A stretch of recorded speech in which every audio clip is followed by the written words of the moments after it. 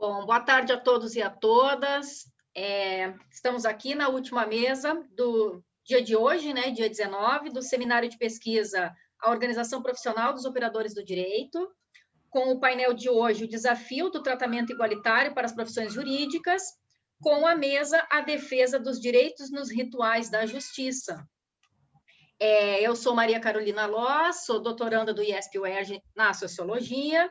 Vou apresentar, então, os nossos palestrantes de hoje, né? Começando pela Renata, que é a nossa convidada. A Renata Tavares, ela é defensora pública do Estado do Rio de Janeiro, lotada na cidade de Duque de Caxias, no município da Baixada Fluminense do Rio, e atuante no júri. Carlos Vitor Nascimento é um professor da Faculdade de Direito da Universidade Federal Fluminense.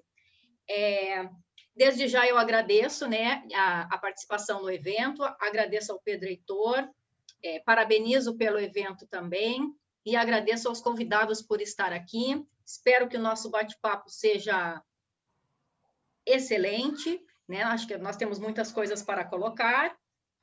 Vamos começar, então, com a Renata. A palavra é sua, Renata, por favor. Com a palavra defesa. Gente, se está numa polêmica com a palavra defesa. Então, cara, vamos falar em rito, né? A gente tem que começar, né? Aquele rito, né? De agradecer a todo mundo pelo convite. Eu queria agradecer ao Pedro. Eu adoro essa coisa da universidade. Eu sou como Sócrates, eu quero morrer com cicuta, condenada, porque eu estou cheia de jovens ao meu lado. Essa é a minha vida de São Salvador, esses alunos, essa universidade, que me faz pensar o tempo inteiro e me tira toda hora meu contato com a universidade me faz sair do meu lugar para ver o mundo de outras e diversas formas. Então, eu estou muito feliz de estar aqui, mas eu estou mais feliz ainda porque eu vim falar do grande amor da minha vida, que é a Defensoria Pública. Eu achei que fosse o PT, talvez seja, não sei. Estou na terapia ainda para entender. Mas é uma coisa, a defensoria, falar. Quando eu começo a falar, eu começo a me emocionar e eu choro. É uma coisa incrível, assim. Por que eu falo isso para vocês?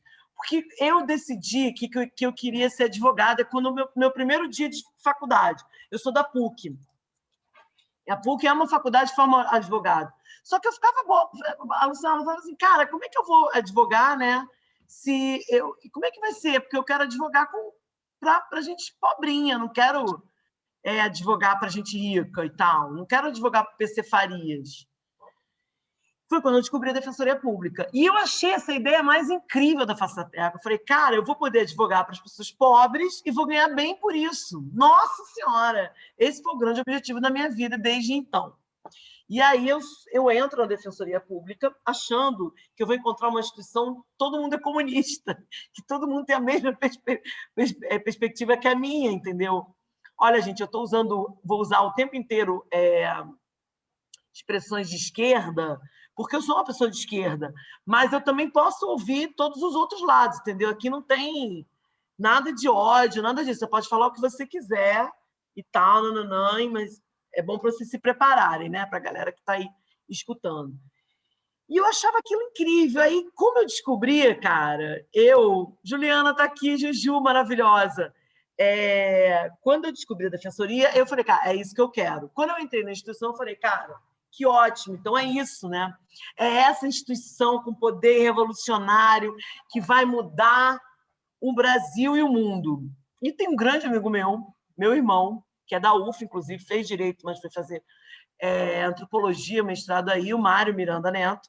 E o Mário falava, Renata, sai dessa, que você é uma institucionalizada, você não sabe nada, essa instituição não vai mudar nada e você é uma institucionalizada. E foi a primeira vez que alguém me tirou do meu lugar de felicidade, que era a Defensoria Pública.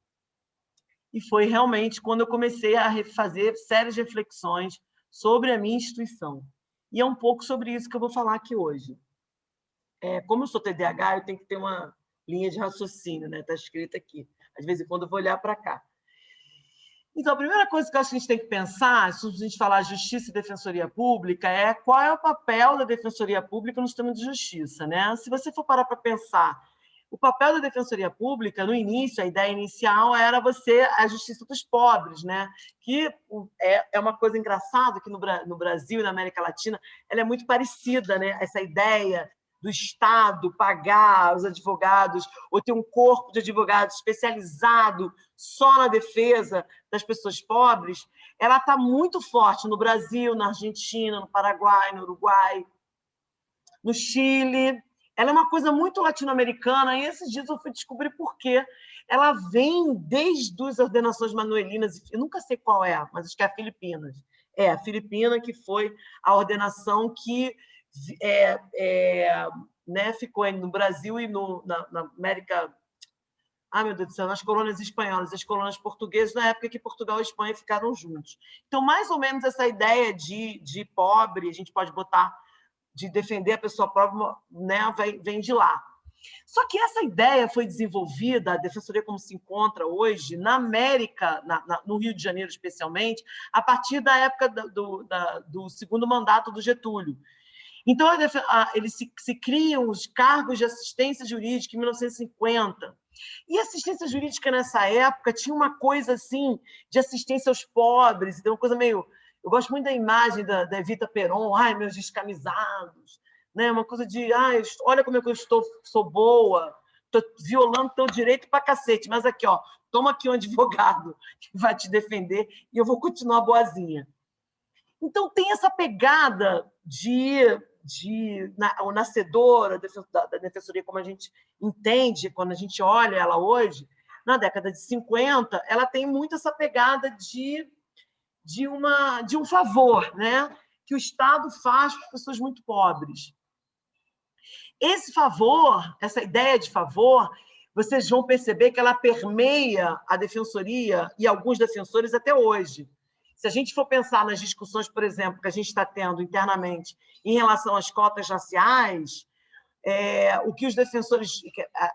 A sensação que eu tenho, às vezes, é que os defensores querem que as pessoas continuem pobres para eles continuarem a defendê-las. Isso é uma coisa que me incomoda demais, entendeu? Porque não tem uma... Aí eu volto ao início da minha fala. Assim, essa reflexão me pega, me tira o chão que eu piso, porque me fez entender os limites e possibilidades da minha própria instituição.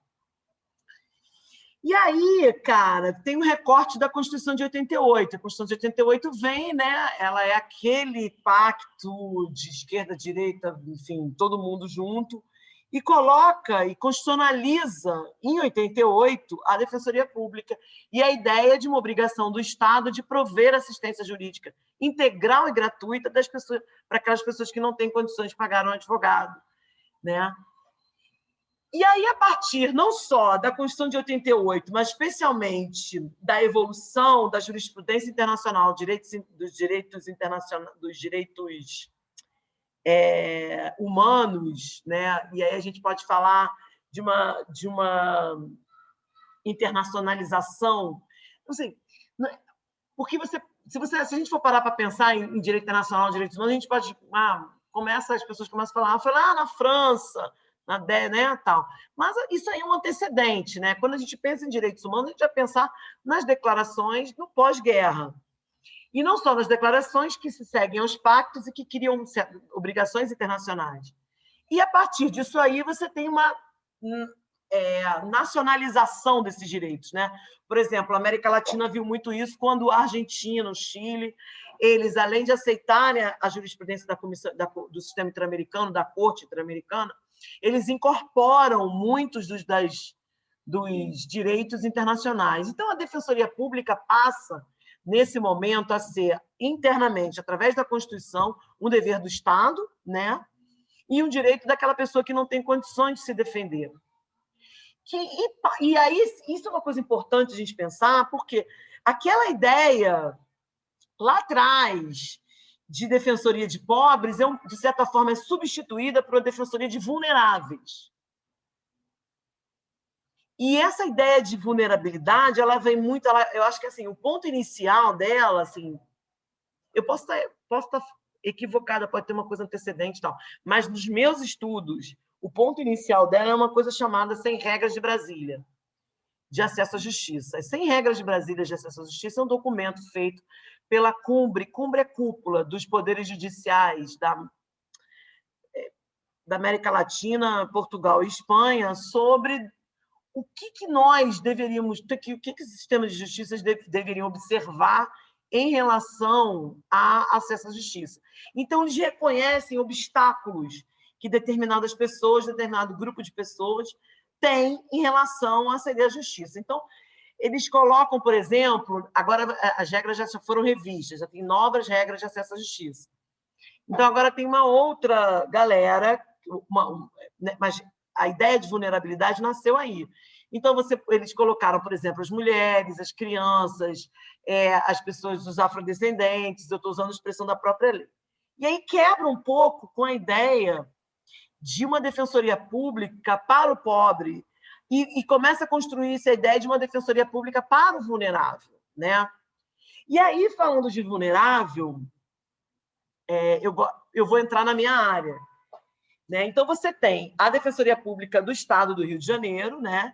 Que ela tem sua origem remota lá nessas ordenações, não sei o quê, Filipinas, mas que ela começa a se materializar com a criação de cargos em 1954, e que tem a Lei Complementar número 6 de 77, que vai regulamentar a atuação da Defensoria Pública, que incide, que se constitucionaliza em 1988, né? E aí ela vai ter uma outra normatividade, em 1994, quando tem a Lei Complementar Federal, que organiza a Defensoria Pública da União, estabelece os princípios para as defensorias públicas dos estados. E a lei, amor da minha vida, que é a Lei Complementar 132, que muda essa ideia de uma defensoria pública de pobre para uma defensoria pública de vulnerável, para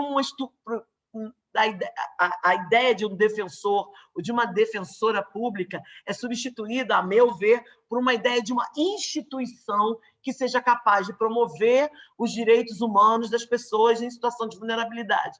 Mas também, quando a própria lei fala que a Defensoria Pública é instrumento e expressão do regime democrático, o fato dela ser... O que quer dizer essa expressão, né, do regime democrático? Ela começa a ser, na verdade, uma instituição que vai, ao buscar defender essas pessoas e promover os direitos humanos, um baluarte, quem sabe pode ser meu sonho um dia, né, institucional, da própria democracia. Cara, eu acho engraçado, né, essa coisa do check and balance, né? Você tem, né, os poderes, um tomando conta do outro, e o Ministério Público sozinho. Olha aí a Lava Jato, a merda que deu.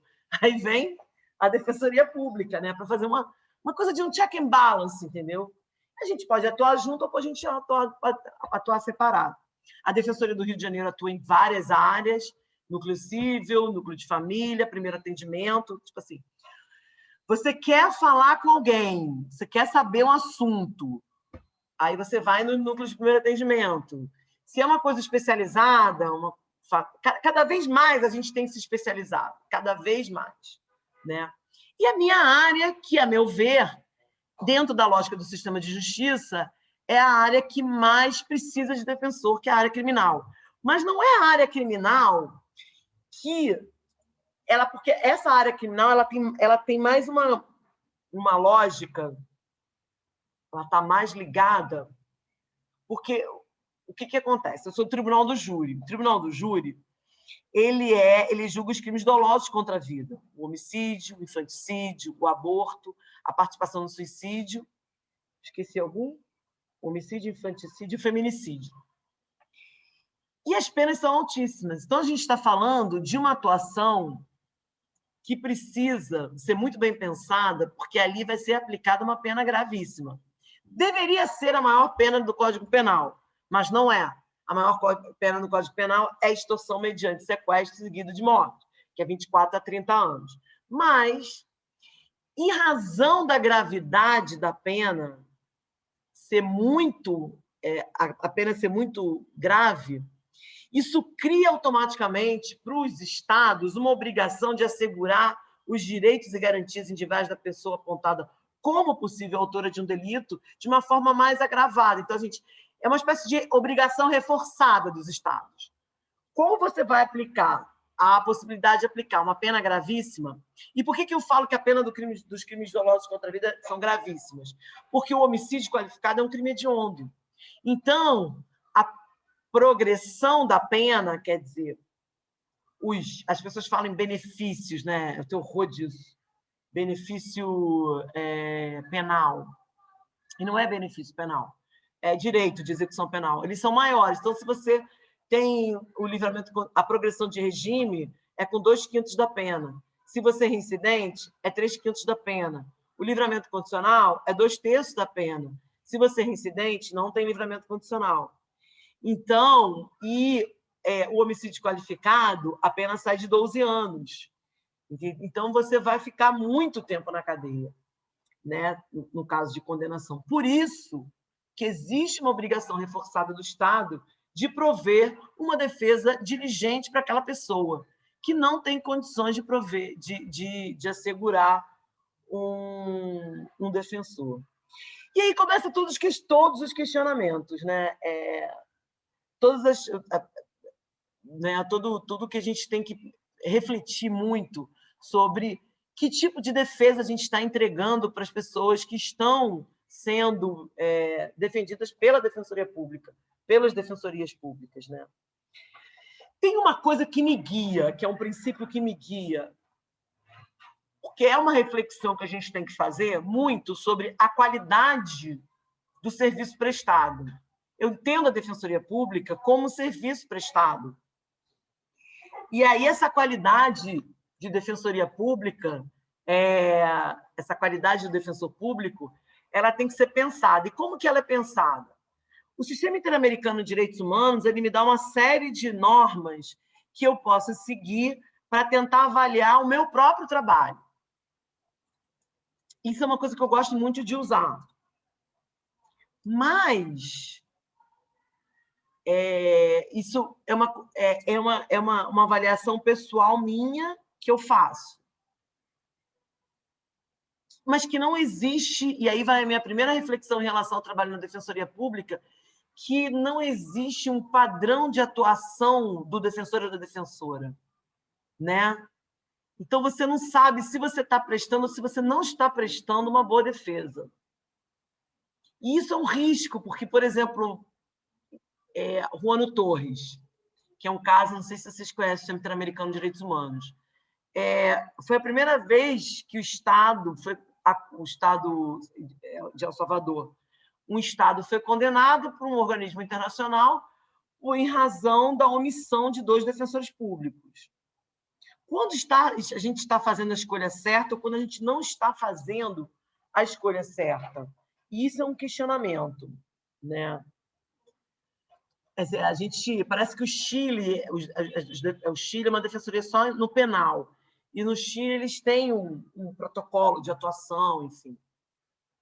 Outra questão que demanda, cara, e essa questão demanda demais da conta, não é sobre a qualidade da defesa que a gente está apresentando, mas é principalmente quando a defesa criminal viola outros direitos. Então, se eu colocando vocês aqui, se depois do processo de constitucionalização da Defensoria Pública, depois que a gente entendeu, que o Estado entendeu que precisava de uma instituição para promover direitos humanos dentro do próprio Estado, é uma coisa de defesa criminal e ombudsman, sei lá, como é que você pode entender que um profissional, que uma instituição seja capaz de, ao defender um direito, viole outros? E aí eu estou falando claramente da defesa criminal nos crimes de feminicídio e também outros crimes de abuso sexual. São coisas que a gente tem que pensar, assim, que tem que ser pensado de uma forma com muito cuidado. Mas vamos voltar para o Tribunal do Júri. Cara, o Tribunal do Júri, então, ele exige que o Estado tenha essa obrigação reforçada. Isso significa que os direitos e garantias da pessoa têm que ser respeitados. O Tribunal do Júri a confusão começa nas delegacias de homicídio. Por quê? Nas delegacias de homicídio, a pessoa, muitas vezes, falam muito, tipo, deixa eu ver, as pessoas conversam, o réu fala sem a presença de um advogado, o réu fala sem saber do que ele está sendo acusado. É como se fosse a gente estivesse revisitando aqueles processos da antiga, do tribunal da Inquisição, né? Que você está falando, você não sabe nem o que está falando, não tem uma acusação formal, mas você está falando, daqui a pouco você pode ser imputado de alguma coisa, enfim. Isso é uma coisa que a gente tem que pensar muito, porque a atuação da Defensoria Pública desde os primeiros momentos do crime, né? Não é... E aí você tem que reequilibrar no processo, por um lado, os direitos do réu e, por outro, os direitos da vítima. E aí, quando eu falo em direito da vítima, eu falo memória, justiça, verdade e reparação. Se você está na investigação criminal, o sujeito, a família da vítima tem que saber o que aconteceu, verdade, né?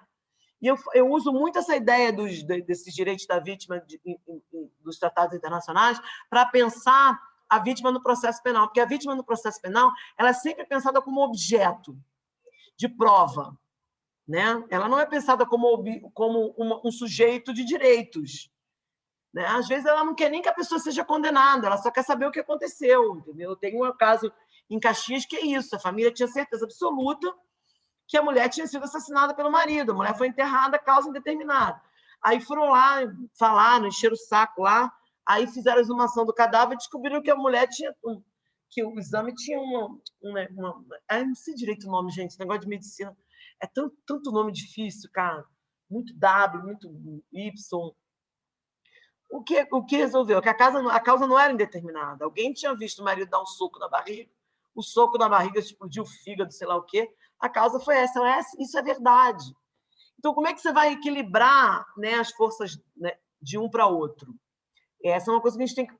A Defensoria tem que refletir, tem que começar, né, a pensar de uma forma muito séria. O Paraná já criou uma instituição, um órgão específico para atuar nas delegacias.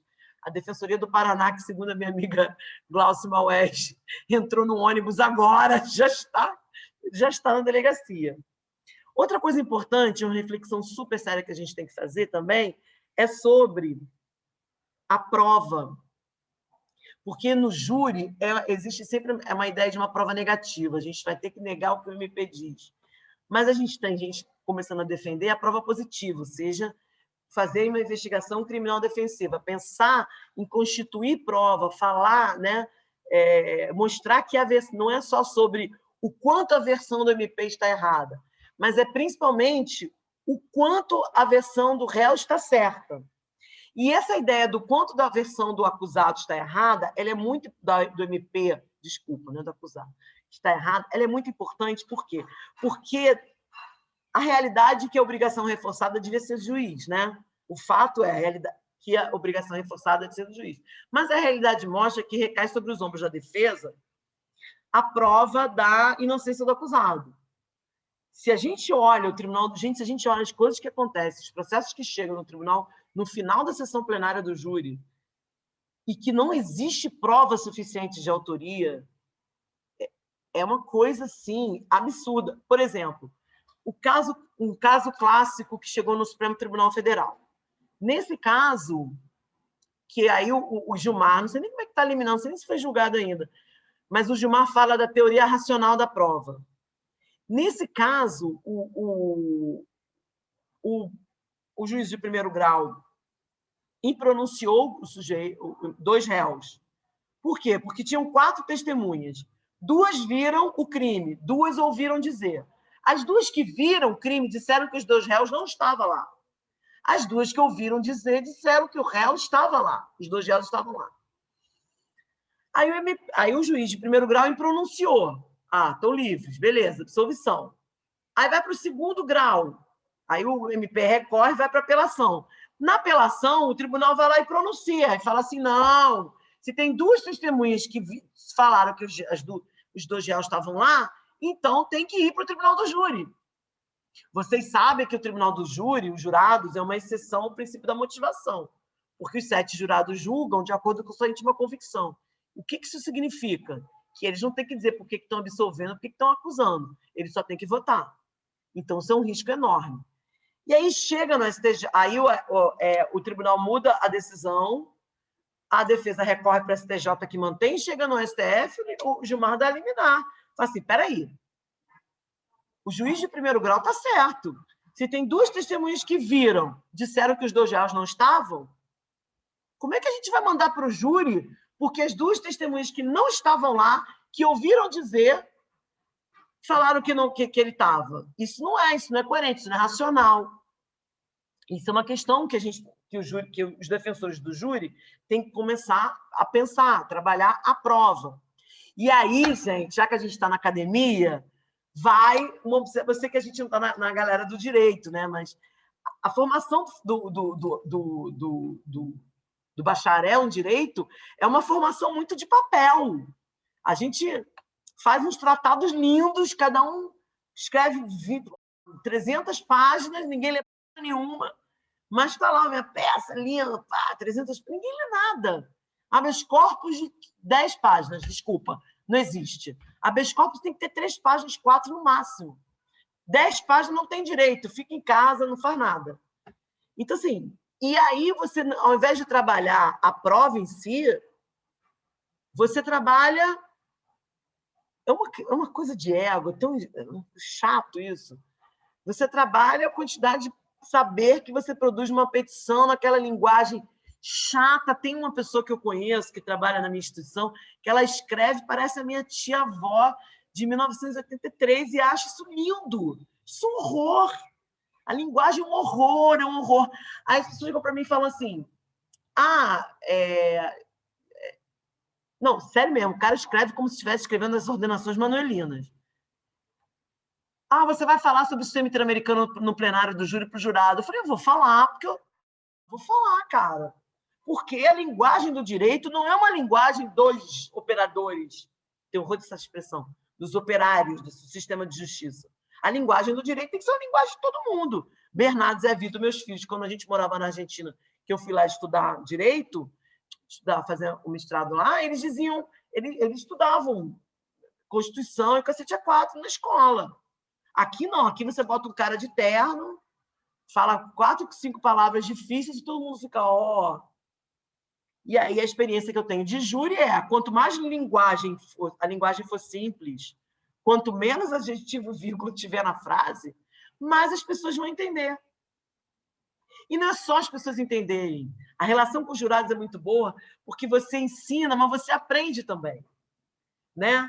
Então, assim, quando você começa... Eu acho muito legal estudar o sistema interamericano, porque, através do sistema interamericano de direitos humanos, das sentenças da Corte Interamericana, eu estudo a própria América Latina, que me foi tirada para eu ter que estudar a Europa. Então, eu estudo a América Latina. É muito legal isso. E aí você vai contando as histórias, e aí daqui a pouco você vai ver os jurados falando sobre direito com outras pessoas, você vai vendo, olha que maneiro. Entendeu? Pô, o dia mais feliz foi quando a promotora ficou falando lá como é que é, meu Deus do céu? Das regras de Brasília, das 100 regras de Brasília de acesso à justiça. E aí, dessa forma, você faz uma espécie de educação em direitos humanos, né? Mas, para falar a verdade e jogar a real, essa atuação da Defensoria Pública no Tribunal do Júri, ela tem que levar em consideração os fatores reais da nossa existência. Isso significa o quê? Que até hoje, gente, o Ministério Público senta do lado do juiz. E o Ministério Público sentado do lado do juiz, eles trocam uma ideia. Eles são do mal? Não, eles não são do mal. Mas quando o meu réu chega, senta na cadeira dele e vê o cara do lado do juiz, vai falar, pô, estão de... Ou quando o jurado senta e olha, o promotor do lado do juiz vai falar, aquela já é outra coisa, né? Aquela relação já é outra coisa. Isso não pode existir, sabe? Quer dizer, e você sente, por exemplo, dentro do Tribunal do Júri, você vê como é... no Tribunal do Júri lá de Caxias, às vezes eu tenho umas coisas assim do tipo, o sujeito comete um crime, o sujeito é funcionário público, comete um crime, tinha uma razão para ele não cometer o crime, ele comete. responde todo o processo em liberdade. Tem 700 pessoas, a prova está clara, responde todo o processo em liberdade. O sujeito que não comete, não tem a prova tão clara assim, mas não é funcionário público, ou seja, não tinha obrigação reforçada nenhuma, está preso há 4, 5 anos e ninguém solta. Eu já fico sem graça de falar, né? Sobre essas situações. Isso, aí, para terminar, que eu já estou falando muito, que eu gosto mais do debate mesmo, que implica que a Defensoria Pública tem que refletir muito sobre essa situação de desvantagem que a gente se coloca dentro do processo penal. E a gente tem que começar a pensar em assumir, não ficar com esse discurso de mimimi. Eu já estou assim, quer ficar do lado do promotor? Fica, meu irmão. O resto vai estar do meu lado. Mas isso sou eu, né? Mas eu acho que a gente tem que pensar em formas e estratégias para reequilibrar esse jogo. E eu sou bem objetiva, né? E eu falaria de 3 coisas, mais ou menos. A primeira, a Defensoria Pública tem que começar a olhar muito para a formação dos futuros defensores públicos. E isso significa uma parceria muito séria com as universidades. As universidades podem fazer muitas coisas legais, não só na formação do direito do futuro defensor público, mas, por exemplo, os casos da Defensoria Pública serem estudados, entendeu? Por exemplo, eu tenho os casos dos maluquinhos, beleza, que a gente chama de maluquinho, né? Mas que são as relações de saúde mental, a forma como os estados, a experiência de uma outra defensora que é também gênia, brilhante, que é a Patrícia Carlos Magno, né? A forma como a saúde mental, como é que o direito se comunica com os outros saberes, que isso vai ter uma incidência direta na prova penal, direta na investigação criminal defensiva, na defesa criminal. E essa relação com a universidade, a gente tem que começar a adotar urgentemente essas outras ideias, essa percepção de que a gente tem que atuar desde os primeiros momentos do crime, né? E a defensoria tem que se capacitar. Ela tem que estar o tempo inteiro se capacitando. Ela me deu 5 minutos. Já acabei, Carol. Se capacitando. Eram mais ou menos essas as ideias que eu queria colocar. Eu não sei se era isso que vocês esperavam de mim, mas, mais uma vez, muito obrigada. Ótimo, Renata. Fala empolgante, né, que faz a gente prestar bastante atenção. Vamos chamar agora o colega Carlos Vitor. Por favor, a palavra é sua. Obrigado, Carol. Obrigado, Pedro, Renata. Bom, primeiro agradecer, né, a oportunidade de estar aqui nesse ambiente com vocês, discutindo temas tão relevantes, né, para a nossa sociedade. Um agradecimento especial ao professor Pedro, né, de mais uma vez lembrar do meu nome, me chamar para participar desse evento aqui, onde a gente está discutindo o direito e as suas relações, né, na sociedade, suas diferentes interfaces, sua forma de produção do direito, né, enfim. Agradecer a doutora Renata, né, pela fala, e falar, doutora Renata, que assim, eu sou de Caxias também. Eu não sou doutora, eu sou só Renata. Coisa boa. Então, Renata, eu sou também de Duque de Caxias, conheço muita gente lá que conhece seu trabalho, que elogia o seu trabalho, você é uma referência mesmo lá, né? E fiquei muito feliz de poder dividir esse espaço aqui com você e te ouvir, né? Uma fala realmente bastante empolgante, né, para todos nós. Mas vamos lá, né? O que eu preparei para falar um pouco sobre esse tema aqui?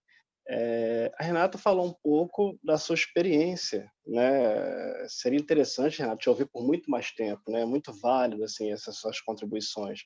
Nos faz refletir sobre diversas questões.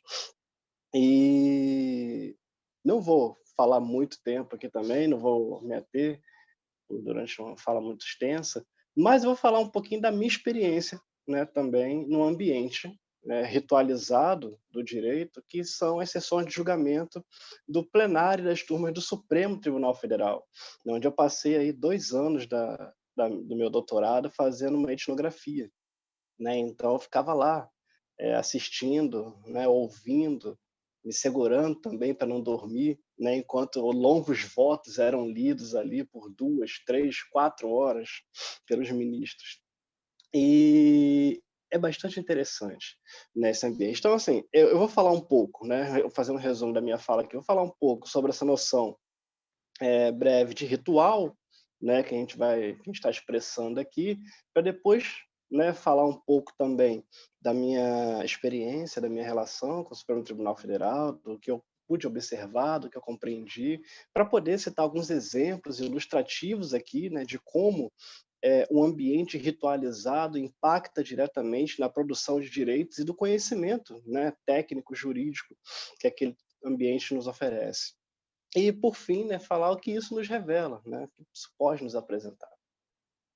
Bom, eu vou, né, utilizar aqui pela noção de ritual, né, vou me utilizar aqui da noção apresentada pelo Oscar Chase, que fala que é uma simbologia, né, uma simbologia que vai diferenciar este momento de outras práticas sucessivamente repetidas, mas que não são revestidas aí de um caráter, de um poder simbólico, né? E aí ele diferencia a prática ritual dessas outras práticas como hábitos, costumes, enfim. Então, assim, o que eu vou chamar de símbolo aqui, né?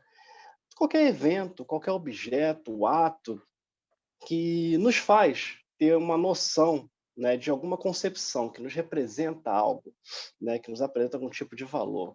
E o que o objetivo é refletir aqui, né, sobre como este objeto, esse fato, esse evento, né, social, ele se transforma em um símbolo, né, que vai ser fundamental para a gente poder compreender como esses mecanismos vão adquirir força ritualística, né, força ritual, né, permitindo aí, é claro, que influencie também outras práticas sociais, né, e jurídicas, né, nesses ambientes aí que a gente está discutindo aqui muito brevemente. Então, eu vou partir do pressuposto, né, de que essa força ritual é também uma das quais constitui o poder de julgar, uma das quais constitui o poder judiciário. E, é claro, né, nos torna mais visível e de fácil compreensão toda a manifestação do seu poder sobre a gente. E eu vou partir de um lugar específico, tá? Que é o local de julgamento. Ok? Por que local de julgamento? Tá? O local de julgamento, que foi assim, um ambiente que eu assisti, que eu mais interagi durante esses 2 anos da minha pesquisa, e que nos oferece, até de maneira proposital, diferentes formas de manifestações, de expressões do poder, né? Que é por nós reconhecíveis, né? E nas mais diversas situações. Nós não precisamos frequentar esse tipo de ambiente para entender, para saber que um juiz usa toga, por exemplo, né, de que quando o juiz entra numa sala, né, muitos têm a noção, não estou fazendo uma generalização, estou falando que todos, mas muitos têm a noção de que é preciso se levantar para poder recebê-lo, né? Então, o que isso nos revela, né? Para não ficar muito distante aí da exposição feita pela Renata, falar assim, de algumas semelhanças do tribunal de júri, que não é o meu objeto de estudo, eu não sou expert nesse assunto, né? Eu estudei sessão de julgamento colegiada, que é um pouco diferente, mas apresenta algumas semelhanças. Né? Por exemplo, na sessão colegiada tem uma pluralidade de julgadores, né? Um julgador só, como tem no tribunal de júri, um magistrado, né? Não estamos falando de jurado. Mas o presidente, né, que é considerado o grande guardião dos procedimentos, de toda a ritualística do tribunal, ele tem um assento no local um pouco diferenciado da sala, no local que lhe permite ter uma visão um pouco mais ampla de todos que estão na sala, assim como o magistrado no tribunal de júri, né, quando ele se assenta no centro da sala, tendo essa visão um pouco mais ampla, né, como eu já falei aqui, por exemplo, assim como no tribunal, né, de júri, na sessão de julgamento colegiado que eu observei, todos se levantam, né, em sinal de respeito, quando o magistrado entra na sessão de julgamento, né? E vários outros exemplos, por exemplo, eu posso citar aqui que nenhuma das partes se manifesta diretamente ao magistrado. Ele precisa fazê-lo, né, apenas quando convocado for ou e ainda por meio dos seus representantes legais, né, os advogados. Os advogados, quando falam com o juiz nos ambientes, né, eles falam fazendo referência a Vossa Excelência, chamando de Vossa Excelência. Os advogados, quando falam um com os outros, né, apesar da fala combativa, das provocações, né, eles também são bastante, apresentam bastante cortesia um com o outro, né? A fala combativa, mas em alguns momentos até compreendida por eles, né, dado o ambiente, né, de disputa que é apresentado pelos rituais da justiça, né? Então, assim, existem semelhanças, né, nos rituais de justiça. Assim, é claro que algumas coisas vão diferenciar outras, mas especificamente na sessão de julgamento colegiada do Supremo Tribunal Federal, uma das diferenças, assim, que é bastante significativa é a pluralidade de jogadores, como eu havia comunicado aqui. Então, assim, a pergunta, né, que fica para o ambiente é como orientar uma sucessão de práticas ali ritualizadas ou não, né, evitando e administrando ali conflitos, dado essa pluralidade de jogadores, né? Como é que você consegue administrar essas relações ali? Porque as relações estabelecidas não é apenas entre o representante do Ministério Público, o Procurador-Geral da República e os ministros do Supremo, é dos ministros do Supremo contra eles mesmos, contra os advogados da parte, e a sessão de julgamento é teletransmitida para todo o Brasil, então eles não falam apenas para os seus pares, falam para toda a nação brasileira, como eles mesmos se colocam. Então, o que isso, né, nos representa? Como isso pode ser gerido, administrado? De diversas formas. Tá? Uma delas é apresentada lá pelo rei Filipe II, quando ele cria a relação do Brasil, que ele cria numa carta dizendo que os estilos devem ser preservados. E ele cita como exemplo principal o chamamento de Vossa Excelência aos magistrados, quando for dar a palavra para ele, e o uso de toga por cada um deles, né? Isso é expresso na carta, é reproduzido posteriormente na lei que cria o Supremo Tribunal de Justiça, né? Posteriormente convertido em Supremo Tribunal Federal, né?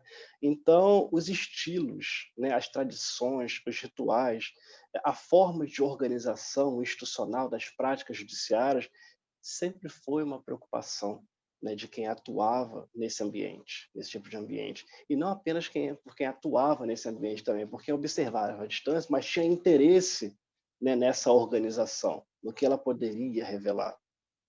E um outro critério, né, bastante assim, claro para mim, após fazer essa observação no Supremo, é o critério da antiguidade, né? Que alguns chamam de senioridade. A antiguidade, né, é realmente, como os próprios ministros colocam, a antiguidade é posto, né, no Supremo Tribunal Federal, a começar a forma como eles ingressam no tribunal. Eles entram no tribunal em fila, né, e a fila liderada pelo presidente do tribunal, o vice-presidente, e em seguida dos ministros mais antigos para os mais novos. Se em algum momento eles se distraírem naquele ambiente, estiverem conversando e um ministro ultrapassa o outro, né, ele é interpelado pelo seu colega para ele poder esperar o outro ministro ultrapassar e tomar o seu lugar na fila para poder continuar a entrar no tribunal, né? Então, assim, e não é apenas esse exemplo, tá? Tem vários outros, né, que mostram que a antiguidade é um dos critérios importantes e relevantes para você orientar condutas e conduzir dinâmicas no tribunal.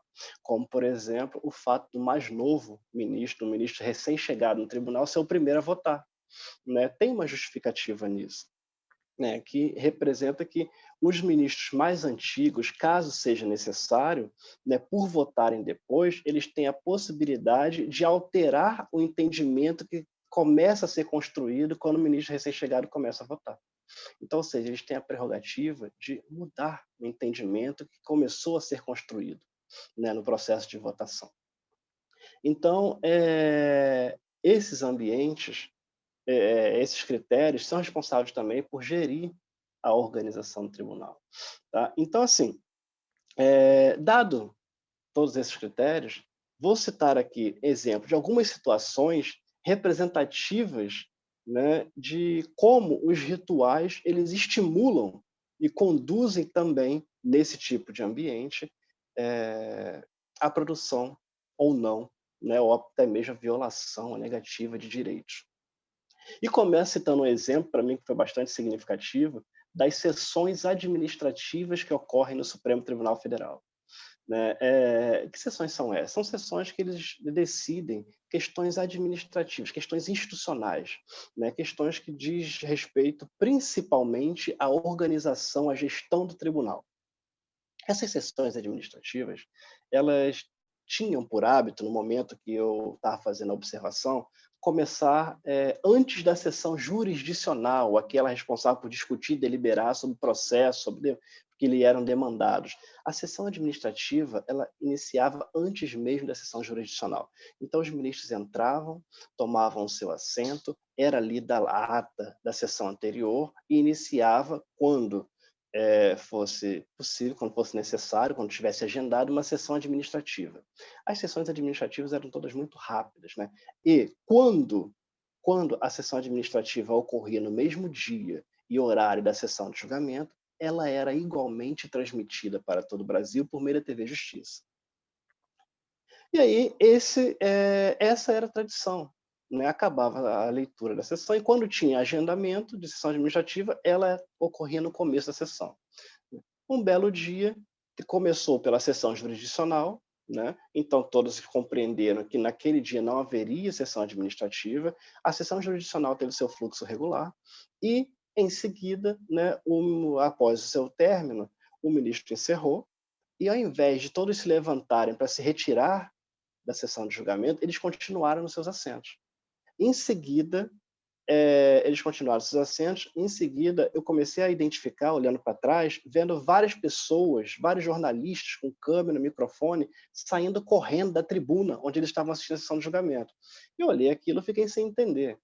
E aí, em seguida, começou a sessão administrativa. Naquela sessão administrativa, o ministro-presidente, à época, Ricardo Lewandowski, ele apresenta uma proposta de alteração do salário dos ministros do Supremo Tribunal Federal. E afirma para os seus colegas, trouxe aqui uma proposta de modificação dos valores que nos foram apresentados do nosso subsídio. Então, a minha proposta aqui não é de aumento de 11% do nosso salário. A minha proposta aqui é do aumento de 22%. Estou submetendo à votação, os valores foram corrigidos legalmente e em 2 minutos, né, a votação foi feita, foi encerrada a sessão administrativa. E aí, quando os ministros estavam se retirando da sessão de julgamento, né, eu fui lá para o meio dos jornalistas para saber o que eles estavam conversando, o que eles estavam comentando, o que estava acontecendo, que eu realmente não tinha entendido. E aí um jornalista ele olha para mim, né, sem saber quem eu era, o que eu estava fazendo ali, e fala assim, você viu o que ele fez? Eu falei assim, não. O que ele fez? Né? Ele falou assim, quando acabou a sessão jurisdicional, ele mandou cortar a transmissão ao vivo da TV Justiça. Né? Em seguida, eles aprovaram o subsídio num teto superior ao proposto pela própria Câmara dos Deputados. Aí eu falei assim, tá. E aí eles começaram a tentar entrevistar os magistrados, ninguém quis dar entrevista, e aí um dos jornalistas gritou, falando, ministro Gilmar, perguntando para o ministro Gilmar, ministro Gilmar, o que aconteceu aqui agora? Ele falou assim, subsídio, pergunta para o presidente. Né? Então, para mostrar aqui, né, como uma mudança de ritual, né, como a organização, né, institucional ela pode contribuir aí para você promover direitos, né, ou até mesmo violá-los, negá-los, enfim. Um outro exemplo aqui, quando eu estava presente, assistindo a sessões de julgamento, teve um protesto dentro do STF, uma manifestação, um grupo de mais ou menos 9 pessoas entraram lá, né, respeitando toda a ritualística exigida, os homens têm que entrar de terno e gravata, as mulheres de terninho ou vestido com blazer, né, isso é exigido na entrada do tribunal.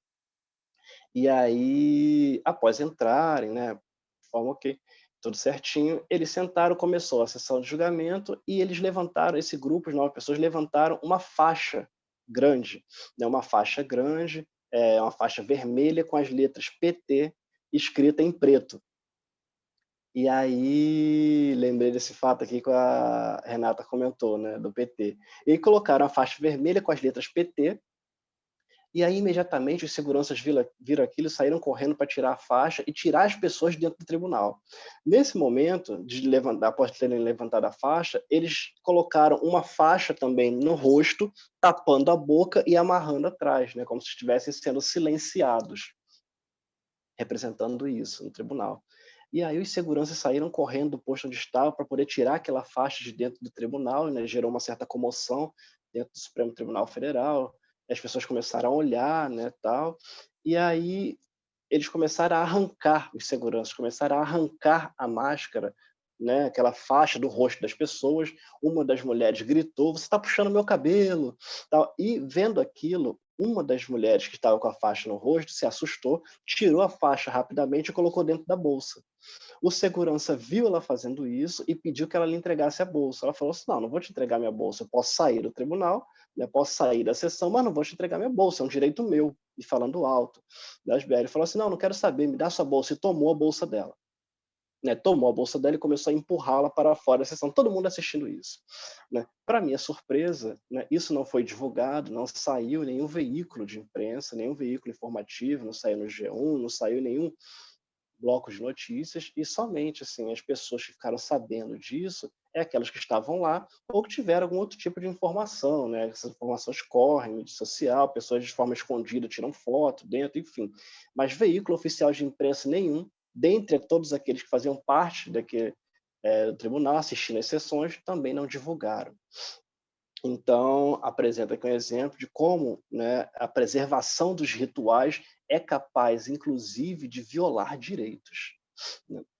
E posso citar vários outros exemplos, né, como a sustentação oral sendo feita em dia diferente, né, da discussão dos votos, da discussão do processo efetivamente.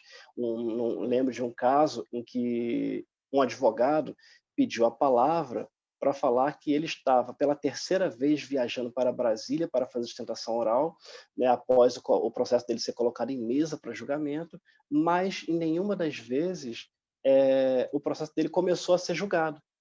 Então, assim, ele pediu que ele fizesse a sustentação naquele dia, independente do processo ser julgado ou não, para ele poder retornar para sua casa e não ter que gastar mais dinheiro com passagem aérea, com hotel, com nada disso.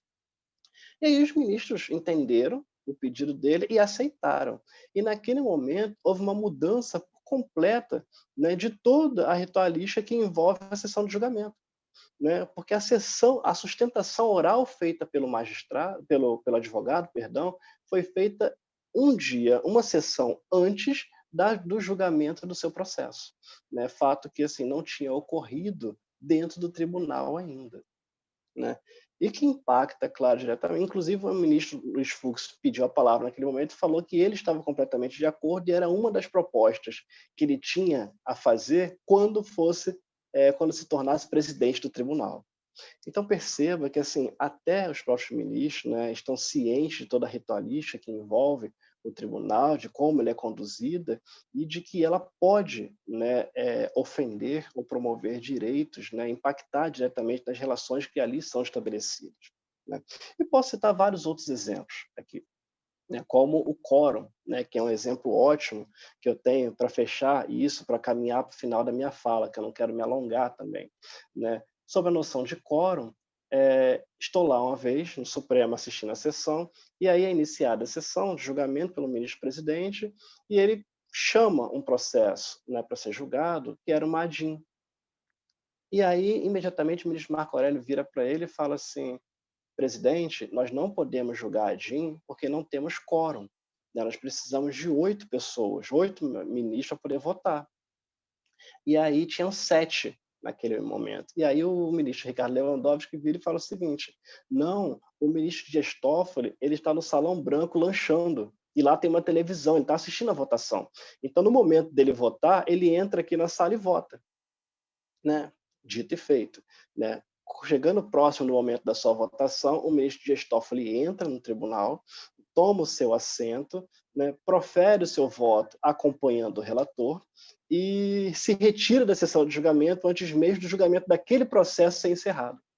Né, e não retorna mais ao tribunal, ou seja, ele entrou só para proferir o seu voto, dar, né, concedeu o quórum mínimo da votação, que eram 8 magistrados, para poder encerrar o processo, e retorna para o seu assento, né? Então, é um caso, claro, né, que foge um pouco da lógica, mas para demonstrar como, né, os rituais dentro da sessão de julgamento, dentro desse tipo de ambiente, ele é capaz de influenciar essas dinâmicas e impactar diretamente na produção de direito. E, assim, o que todos esses exemplos, tudo isso tem em comum? O que isso tem em comum? Basicamente, cada um deles é representativo de como, né, toda essa ritualística do direito que ocorre na justiça, que ocorre nos ambientes institucionalmente, para a gente discutir direitos, ele pode, além de promover direitos e preservá-los, pode também modificá-los, extingui-los e até negá-los, né? O próprio ambiente de justiça, criando um ambiente que se viole, né, institucionalmente e até legalmente direitos.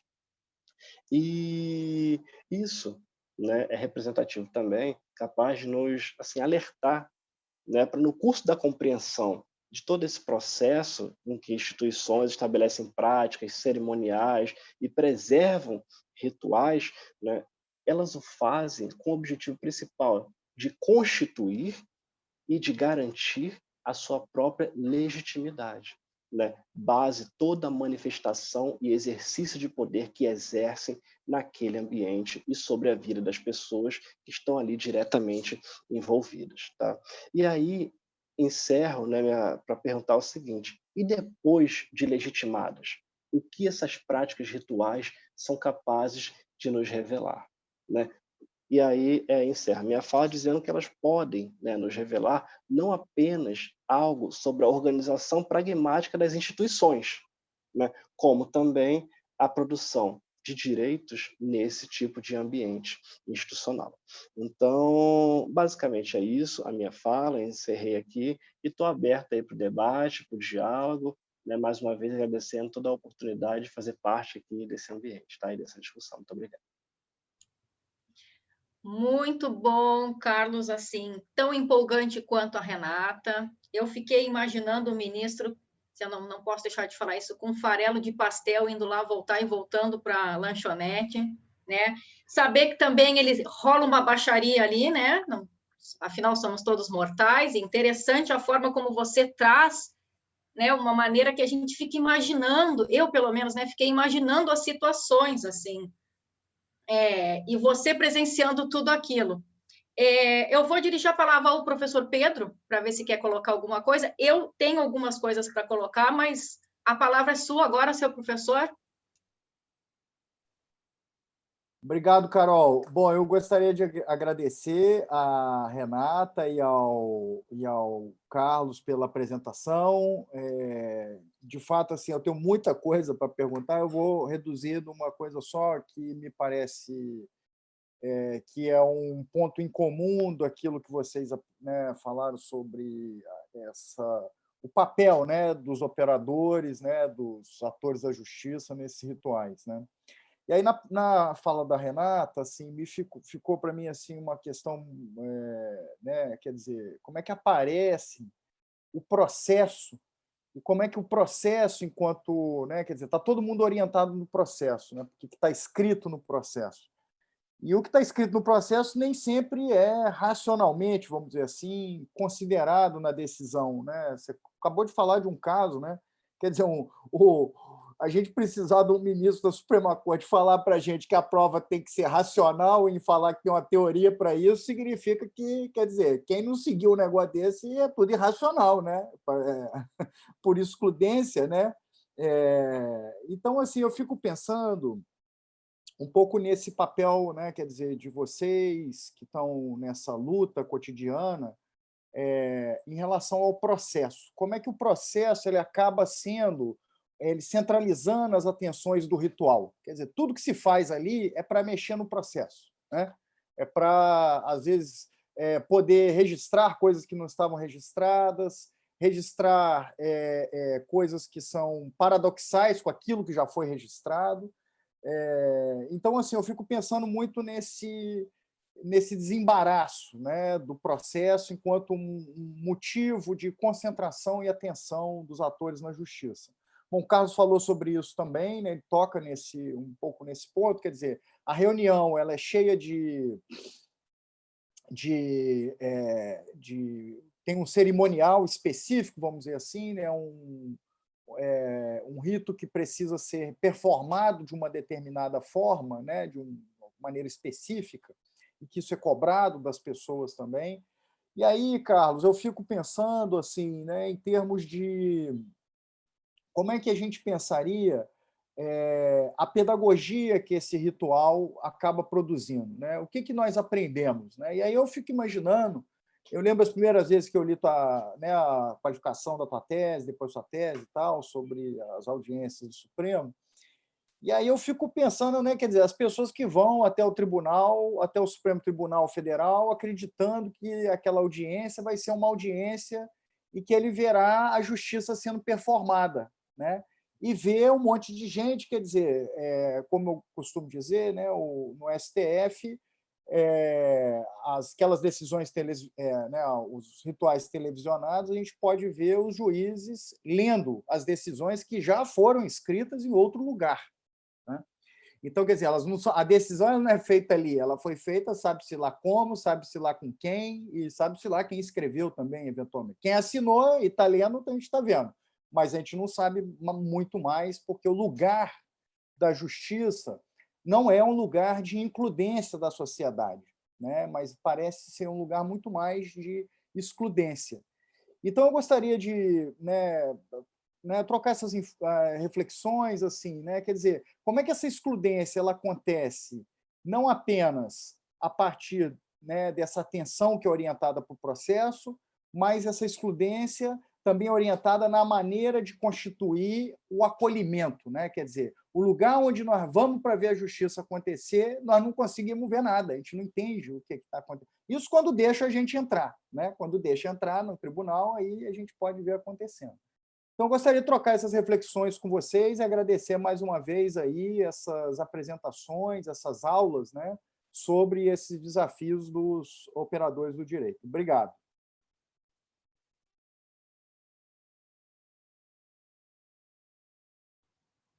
Como que a gente faz? Eu falo?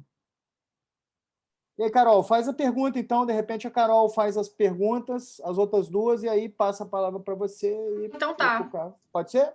Pode ser. Então, aí eles respondem em bloco. Tá. Bom, na verdade, assim, eu acho que a Renata deixou mais uma vez, né? Agradeço.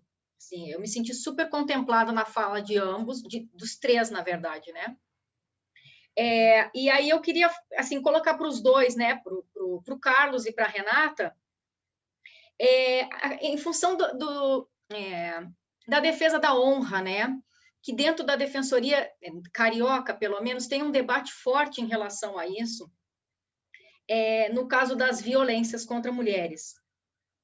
E aí esse movimento, né, ele ficou mais evidente para nós, principalmente pela mídia, agora de uns dias para cá, trazendo inclusive vários casos que já se passaram no Brasil em função desse caso que está sendo bastante publicizado, né, da Mari Ferrer. E aí também, né, já que o Carlos é um estudioso do STF, saiu em setembro também uma absolvição do STF sobre que o júri de Minas Gerais absolveu um caso de violência contra a mulher, né, ela foi tentativa de feminicídio, e quando foi para o STF, também, né, se consolidou a absolvição do agressor em função de que a posição do júri ela é soberana. Então, eu queria que vocês colocassem, né, essa questão, porque em ambos os casos estão acontecendo, de uma forma ou de outra, a defesa da honra, e aí vocês lidam, né, diretamente com o júri, diretamente com a STF, se vocês poderiam fazer, assim, breves comentários.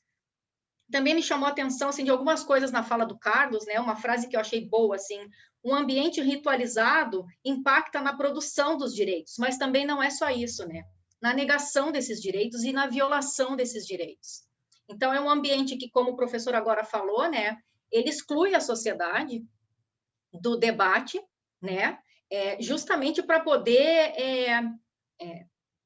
acolher da forma que ele julga, da melhor forma possível, né, as partes que estão envolvidas. E aí o Carlos fez uma pergunta para nós, e eu te devolvo a pergunta, Carlos. Você nos perguntou, né, como administrar os conflitos com tal pluralidade dentro do STF. E aí eu te pergunto, será que a gente poderia falar que seria uma administração, assim, por conta de um ensinar, né, esses operadores do direito, e aí eu boto ensinar, entre aspas, a atuar, entre aspas, também, para que essa isso aí, se mostre, né, inclusive ao ponto de ser televisionado e mostrar que sim, tem um rito, que as pessoas pensam diferentes. E, por fim, você falou da antiguidade, né, que é um pré-requisito também para que se haja uma atuação. E aí eu ficou aí uma dúvida, assim, e aí acho que cabe a Renata também, né, porque ela é de uma outra geração de defensoria, né, com uma outra perspectiva sobre vários aspectos, se essa antiguidade também impacta diretamente em velhas práticas, né, e por isso acaba acontecendo muitas vezes algum tipo de choque de gerações, inclusive, mas principalmente das práticas judiciárias. É isso. Palavra com vocês. Vocês quer deixar a Renata falar primeiro, porque ela é convidada, ou o Carlos? Pode falar, Carlos. Então Eu estou tá. pensando aqui, cara, o que eu vou Obrigado. falar. Vamos lá. Vou tentar aqui abordar todas as questões, né, que foram bastante, assim, e a gente precisaria de um bom tempo aí para bater um papo, trocar uma ideia sobre elas. Mas vamos lá, né, tentar seguir uma ordem aqui, aí vou englobando também algumas questões. O professor Pedro coloca também que é um pouco do que a Carol coloca no final, dessa pedagogia do tribunal, né, o que isso nos ensina, né? E eu vou dizer assim, com duas frases. Tá? Vou começar com duas frases, e duas frases ditas pelos ministros do Supremo Tribunal Federal. Um é o ministro Joaquim Barbosa, né, quando ele fala que, quando ele estava, isso é uma fala dele enquanto ministro do Supremo Tribunal Federal, quando ele falava no tribunal, ele falava para a nação. Né? Uma fala assim, simples, objetiva, direta, mas que diz muita coisa. Né? E uma outra fala, né, do ministro Sepúlveda Pertence, quando ele dá uma entrevista para o projeto editorial da STF, quando ele chama de uma transparência indecente. Né? Então, assim, o que essas coisas, né, são capazes de nos revelar quando a gente vai lá e observa, né, tudo isso e começa a entender melhor como é que funciona, né, como é que funcionam essas práticas judiciárias? Primeiro, que o sistema, né, de julgamento do Supremo Tribunal Federal, e não apenas do Supremo Tribunal Federal, mas das instituições judiciais brasileiras, elas têm, né, e aí é o tema, né, da minha pesquisa, Supremo de Portas Abertas, elas têm, por organização, uma discussão e deliberação dos processos a portas abertas. O que significa isso? Uma discussão e uma deliberação diante do público. Tá? Que foi uma das medidas bastante discutidas quando da criação da lei do Supremo Tribunal de Justiça, né, em 1828. Essa questão foi discutida amplamente por parlamentares na Câmara dos Deputados, no Senado Federal, porque o imperador, à época, ele queria discutir uma forma de regulação da responsabilidade dos ministros, dos empregados públicos. Né? Por quê? Porque, à época, ele queria implementar também no Brasil a ideia apresentada por Benjamin Constant de que o rei, necessariamente, para ele governar, ele teria que ser uma figura irresponsável, não poderia sobrecair responsabilidade sobre ele. Então, o que se fazia? Qual a sugestão do Benjamin Constant? À época que influenciou, né, várias monarquias, inclusive, várias organizações constitucionais em volta do mundo. Ele sugere que o rei seja irresponsável, né, mas os ministros que executem a ordem do rei sejam responsabilizados. Né? Então, o rei dá a ordem, o ministro executa e se torna responsável por essa execução da ordem do rei. Então, ele começa a ampliar a discussão sobre empregados públicos. Quem são empregados? O ministro do Supremo é um empregado público? É um empregado público. Então, vamos fazer o seguinte, vamos colocá-los para julgar diante do público, para constrangê-lo a manifestarem a exposição das razões do seu voto, do seu posicionamento, para saber se estão de acordo com os interesses do imperador ou não. é um constrangimento a votar da forma como o governo precisava que fosse votado, né? Então, o que ele faz? Muda a forma de julgamento e para estipular que o julgamento seja a portas abertas, tanto a discussão quanto a deliberação, né? No sistema judicial brasileiro, existe aí toda uma tentativa dos autores que escrevem, publicam na área do direito, para como reivindicar essa área como sofrendo influência do direito italiano, né? Só que no direito italiano, a discussão é a portas abertas, mas a deliberação a portas fechadas, para preservar a figura do magistrado. Ele pode expor, pode se expressar, pode se manifestar, mas o seu pensamento, seu posicionamento jamais será registrado, né? Para preservar a sua figura. Aqui no Brasil, não. E essa ideia chega no Brasil, mas com uma ideia de expor. E aí, né, começou-se a criar uma ideia com uma maior proeminência e visibilidade do Supremo Tribunal Federal, principalmente após a Constituição de 88, é o seguinte: olha, todo mundo está conhecendo o tribunal, está ficando mais famoso, as pessoas estão impactando diretamente a vida das pessoas. O ministro Marco Aurélio, né, que foi o criador do projeto de lei da TV Justiça, que televisiona, estabelece como televisionamento as sessões de julgamento do tribunal, apresenta, né, esse projeto de lei aí na época, esposo da irmã do ministro Gilmar Mendes, que era deputado.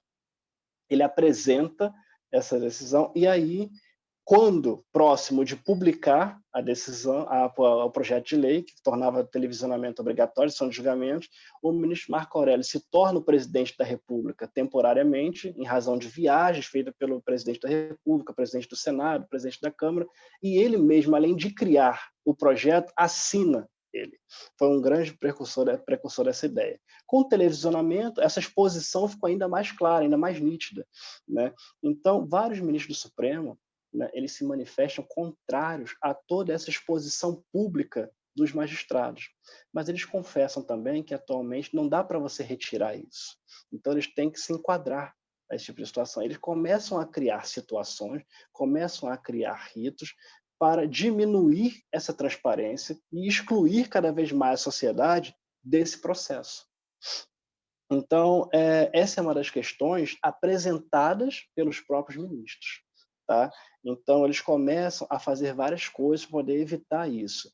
E aí eu entro num tópico também colocado pela Carol, é o seguinte, cara, essa antiguidade, né, que você colocou aqui, impacta em velhas práticas também? Sim, diretamente. Inclusive, existe uma disputa geracional entre os ministros do Supremo, né? Ministros os recém-chegados, né, eles começam a criar, né, em bloco algumas práticas que tentam aí ser contrárias a práticas já estabelecidas de muito tempo no Supremo, né? Exemplo, os ministros se queixam muito, e isso é curioso, né? Os ministros não apresentam problemas, dificuldades com a discordância do colega. Todo mundo sabe que todo mundo ali quer construir uma maioria, quer fazer parte da maioria, mas eles não se preocupam com a discordância do colega, eles se preocupam com a imprevisibilidade, porque eles não se relacionam entre si no Supremo Tribunal Federal. Então, eles não compartilham, isso é afirmado por eles próprios, eles não compartilham ideias, posicionamentos sobre o processo. E isso faz com que eles não tenham noção de como os ministros vão votar no Supremo, para eles poderem se organizar e construir uma maioria. O que eles fazem? Começam a construir classificações. Olha, o ministro está mais minimalista, é mais principalista, é mais maximalista, é mais consequencialista, para poder ter um certo prognóstico do posicionamento que ele vai apresentar diante do público, né, para poder se organizar e construir essa maioria. Então, o que os ministros mais recém-chegados começaram a fazer? Começaram, antes da sessão de julgamento, por exemplo, distribuir os votos dele quando eles eram os ministros relatores. Olha, eu vou relatar o meu processo na sessão de julgamento de hoje, aqui, antes da sessão, está o meu voto e o meu relatório. Dá uma lida e começavam a distribuir os votos antes. Então, eles começam a desenvolver certas práticas que conflitam diretamente com práticas já socialmente estabelecidas no Supremo Tribunal Federal. Então, sim, existe esse conflito geracional entre os ministros, existe essa disputa, né? E eu também não vou me alongar muito, não. Se eu tiver esquecido de falar alguma coisa, de manifestar, eu falo novamente depois, mas vou dar a palavra para a Renata, porque a gente começa a falar muito. Carlos, Oi. Deixa eu te fazer uma Oi. pergunta que me veio fiz uma associação agora, cara. Então, na verdade, essa ideia dessa deliberação que você falou, essa deliberação, eles trocando ideia lá na frente de todo mundo, veio da Itália. Mas lá na Itália eles ficavam numa sala escondida conversando, decidindo. Eu acho que o sistema interamericano também é assim, não é isso?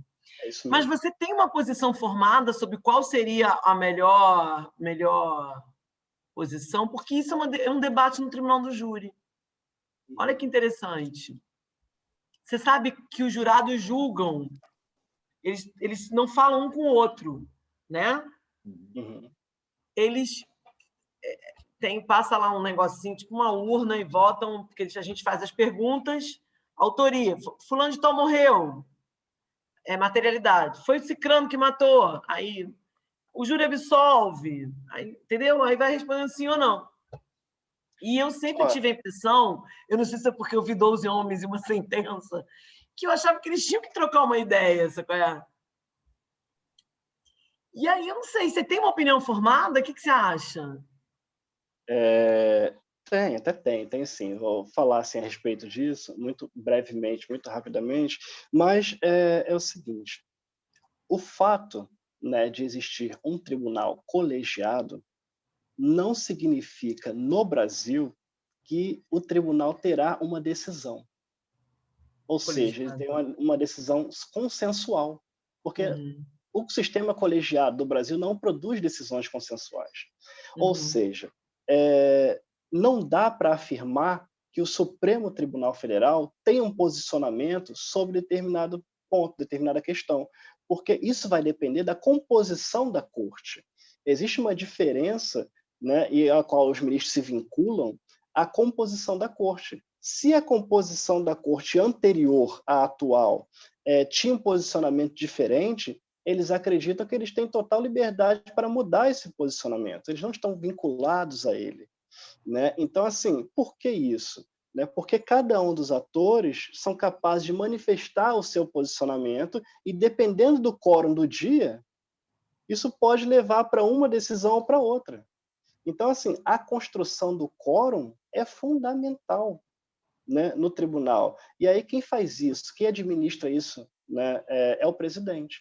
O presidente, se o ministro relator é conhecido aí como aquele que pauta, né, que define qual é o debate que vai ser posto à mesa para julgamento, quando ele lê o relatório, o ministro-presidente ele determina quando esse debate vai ser feito, porque é ele que chama o processo para ser discutido, né, e ele pode chamar a partir de uma ou outra composição, de um ou outro magistrado, porque eles vão votar publicamente, né? Então, assim, o fato dessa exposição pode impactar diretamente na produção judicial, né? Então, talvez fosse o momento de discutirmos isso, discutirmos esse processo, nessa questão que é pouquíssimo discutida no Brasil.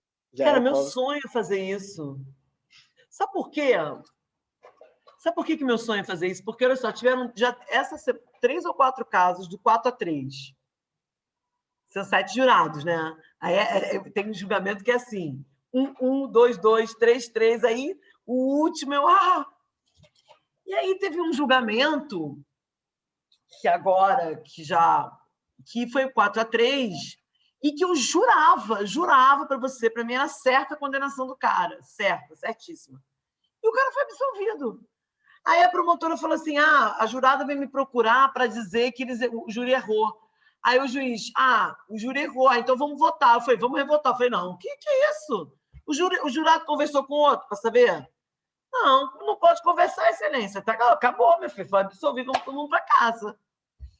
Mas, e isso já me aconteceu umas 2 ou 3 vezes. E aí, cara, aquela coisa, né? Tipo, eu fico pensando qual é a minha obrigação, né? Tem isso também, né? A minha obrigação é defesa diligente e eficaz. Eu não tenho obrigação de absolver e condenar porque eu não sou juíza. Mas entendo como defesa diligente e eficaz é defender os interesses do meu defendido. Porra, se o juiz julgou, eu não vou julgar. Mas eu fico com essa coisa na cabeça de de repente, fazer uma experiência no sentido dessa deliberação, entendeu? Eu acho que essa deliberação, essa conversa vai amadurecer melhor e talvez a decisão saia menos... A impressão que uma pessoa de fora senta no tribunal do júri lá de Caxias, eu não sei se você já foi lá, super te convido para ir, mas eu tive uma experiência interessante, que foi uma amiga minha, defensora pública na Argentina, e ela foi assistir um júri meu. E aí ela assistiu tudo, e ela falou assim, nossa, tudo é resolvido na hora, né? Porque lá demorava e tal, ela nunca tinha visto essa coisa de ser resolvido na hora. E o julgamento é feito ali, né? Eles decidem ali. Tão rápido, né, Renata?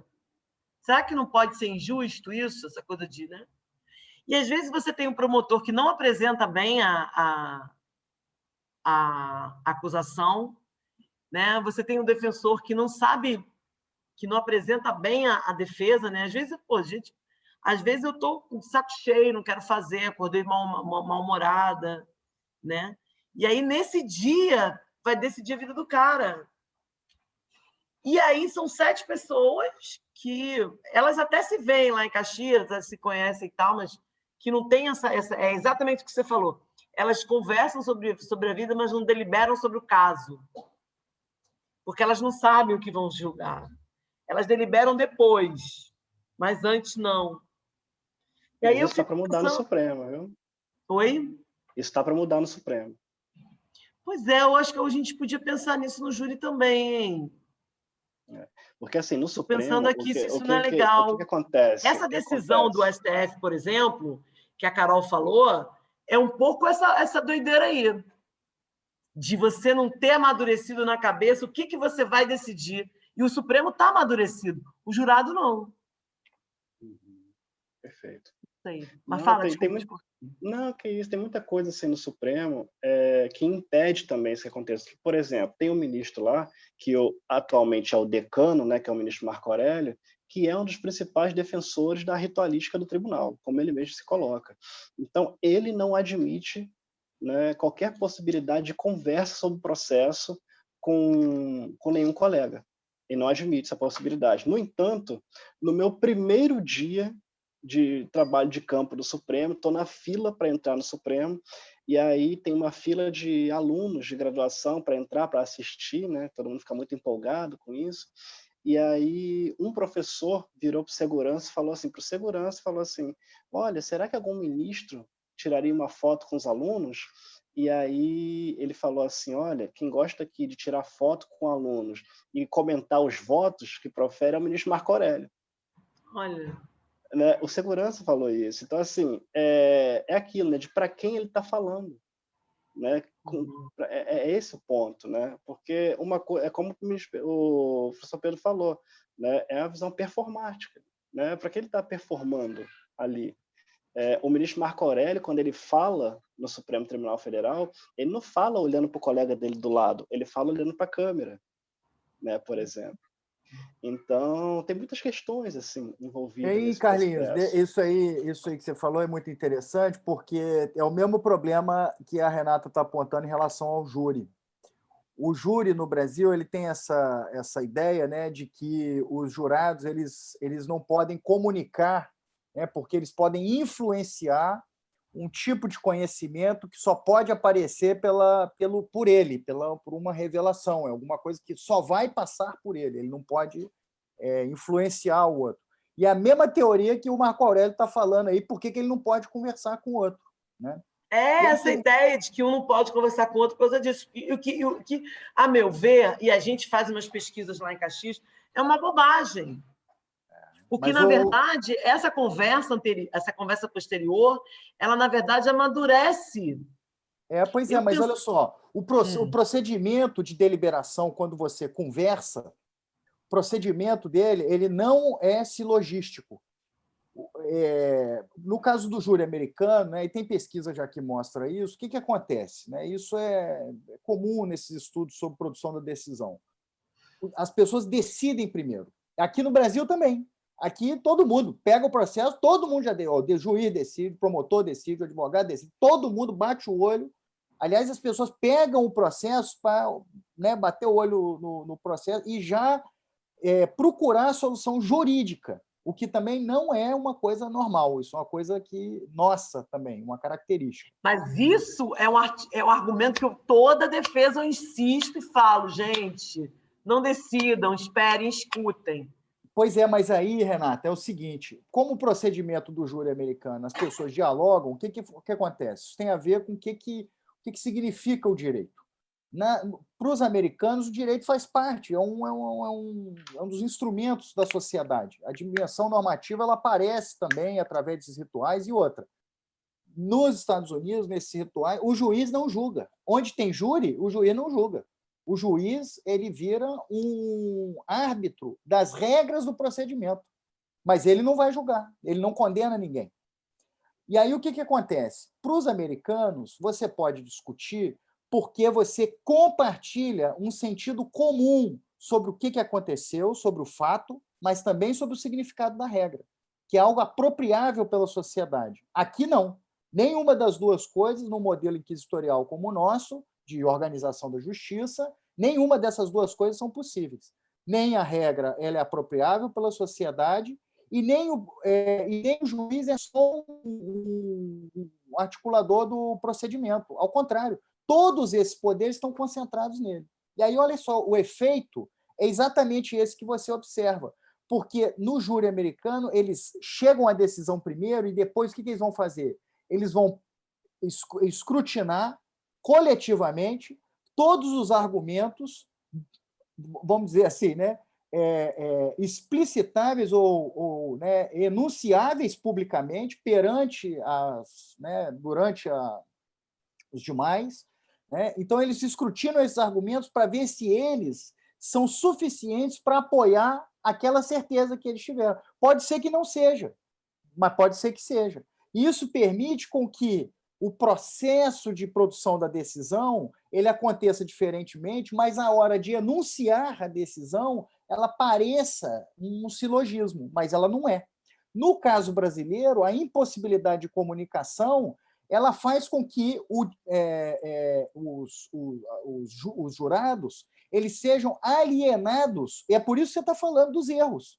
O Kant conta uma história também que é muito interessante, e que diz o seguinte, o cara estava com a bolinha, recebeu 2 bolinhas, uma sim e outra não. Aí o cara passou com a cumbuca aí ele botou a cumbuca na mesa e estava com a bolinha na mão, fez assim, ó, puf!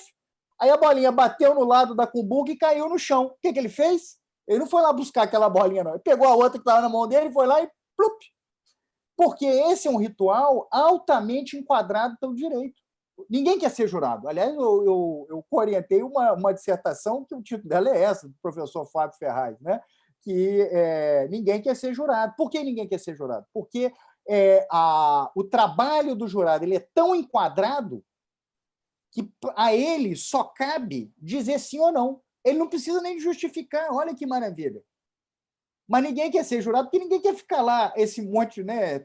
Esse júri, o júri é a audiência mais complexa que nós temos no nosso sistema jurídico, é a audiência do júri. Não, mais ou menos, Pedro.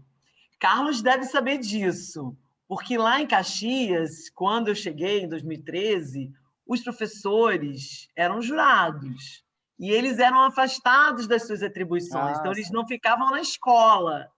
Então eles iam 2 vezes por semana e ficavam os restos da semana em casa, fazendo whatever que eles queriam fazer. O Figueiredo, que meu juiz, olha essa coisa do meu juiz, né? Adoro ele. Falou que ele é que mudou isso um pouco, porque ele pegou um listão do Tribunal Eleitoral e chamou uma galera para fazer, né? Eu mandei fazendo umas práticas aí, mas é que está gravando, eu não posso falar, entendeu?